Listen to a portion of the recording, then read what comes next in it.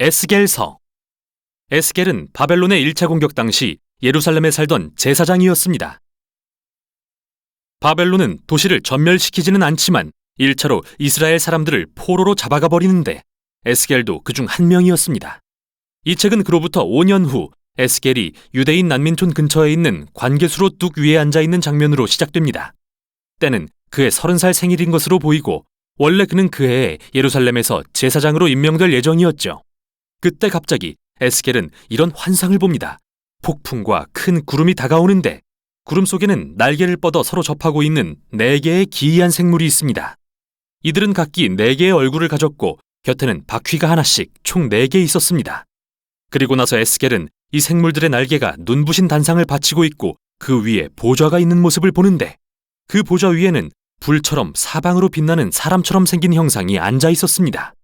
그 순간 에스겔은 자신이 무엇을 보고 있는지 깨닫고 이렇게 외칩니다. 이것은 주님의 영광의 형상이 모양이며 하늘 보좌의 전차를 타고 계신 하나님이시다.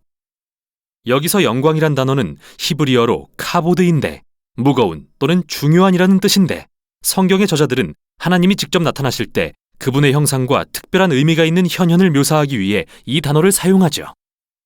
에스겔의 환상 속 모습들은 출애굽기에서 시내 산에 나타나셨던 하나님의 모습과 매우 비슷하고 또 언약궤를 덮으셨던 하나님의 임재를 묘사한 것과도 매우 비슷합니다. 사실 이게 에스겔이 본 환상에서 가장 충격적인 것이었습니다. 그런데 하나님의 영광이 왜 바벨론에 임하신 걸까요? 원래대로라면 예루살렘 성전 안 언약궤 위에 계셔야 할 텐데 말이죠. 그래서 이 책의 첫 부분은 이 질문에 대한 고찰로 시작합니다. 더불어 에스겔은 이스라엘의 반역을 비난하기 시작하죠. 보좌에 앉으신 하나님이 에스겔에게 말씀하십니다. 그리고 그를 선지자로 임명하십니다. 에스겔은 이스라엘이 하나님과의 언약을 어떻게 깨트렸는지 다양한 방법으로 고발하게 될 것입니다. 이스라엘은 다른 이방신들에게 충성을 바치고 우상을 숭배했는데 이로 인해 이스라엘의 사회적 불의와 폭력이 만연하게 됩니다. 바로 그 결과 하나님은 에스겔을 세워서 백성들에게 경고하라고 하시는데요. 에스겔이 포로로 잡혀간 바벨론의 1차 침공 외에도 또 다른 공격이 뒤따를 것이며 예루살렘 도시와 성전의 파괴도 임박했다고 말이죠. 그래서 에스겔은 말뿐 아니라 다양한 방법으로 메시지를 전했습니다. 그는 시각적 연출을 하기도 했는데요. 예를 들어 길거리 공연 형식으로 대중 앞에서 정말 기상천외한 행동을 하기 시작했는데 이는 그의 예언적 메시지에 대한 비유 같은 것이었죠. 그는 작은 예루살렘 모형을 짓고 난 뒤 그게 공격을 당하는 것처럼 보이게 만들거나 머리카락과 수염을 완전히 밀고 난 뒤 그걸 칼로 내려치거나 가장 극단적인 행동으로서 대속죄일에 자신이 이스라엘의 죄를 짊어지는 연기를 했습니다. 또한 그는 1년 동안 한쪽으로 누워 쇠똥으로 불을 피우고 음식을 구워 먹었는데 이는 예루살렘이 포위당하는 동안 사람들이 먹게 될 더러운 음식에 대한 신호였죠. 그러나 그 중에서도 가장 낙심되는 나쁜 소식은 하나님께서 에스겔에게 말씀하시길 아무도 그의 말을 듣지 않을 거라는 것이었습니다. 이스라엘은 반역적이고 굳은 마음 때문에 에스겔을 거부할 겁니다. 이는 광야에서의 반역 이후 모세가 이스라엘 백성에 대해 묘사하길 언젠가 포로가 될 것이라고 한 예언을 상기시키는데요. 에스겔은 그 예언이 실현되는 걸 보는 불행한 특권을 누리게 됩니다. 그렇게 크게 실망한 에스겔은 자신의 역할을 이어갑니다. 그리고 약 1년 후 그가 또 다른 환상을 봤는데 성전에 대한 것이었죠. 그는 가상체험을 하듯 성전을 둘러보면서 그의 부재 중에 무슨 일이 벌어지는지 보게 되는데 좋아 보이지 않습니다.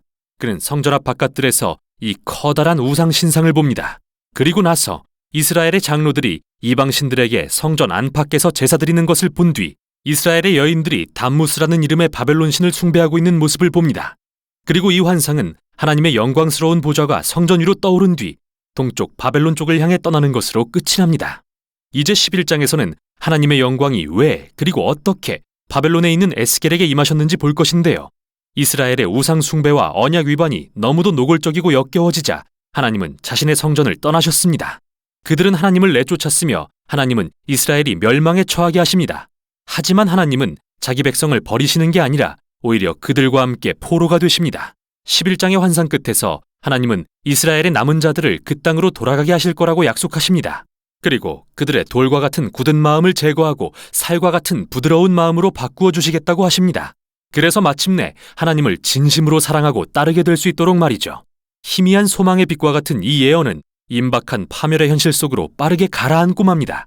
그러나 11장은 이 책의 핵심적인 전환점으로서 나머지 부분이 어떻게 구성됐는지 이해하는 데 도움이 됩니다.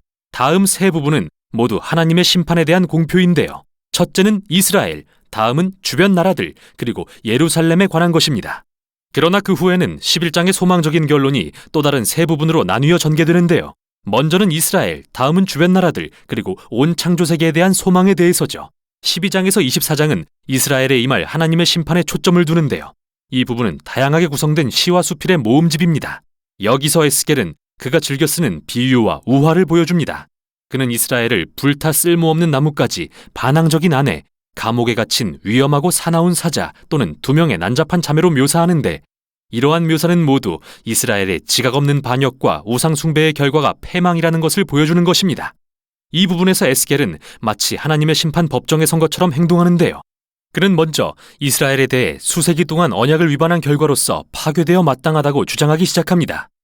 그리고 설사 노아나 다니엘이나 욥과 같이 세상에서 가장 의로운 사람이 살아서 하나님께 이스라엘을 살려달라고 기도한다 하더라도 하나님이 그 기도를 듣지 않으실 거라고 주장합니다. 이제 너무 늦은 거죠. 이처럼 하나님의 공의는 이스라엘의 이 세대가 죄의 대가를 치르기를 요구하십니다. 이제 포로가 되는 걸 면할 수는 없습니다. 더 이상 돌아갈 수 없는 지경에 이르렀으니까요. 이어서 에스겔은 먼저 이스라엘과 맞닿은 주변 나라들, 다음으로 그 지역에서 가장 강한 이집트와 두로에 초점을 맞춥니다. 이스라엘은 이 두 나라와 동맹을 맺고 그들의 신과 우상들을 받아들였습니다.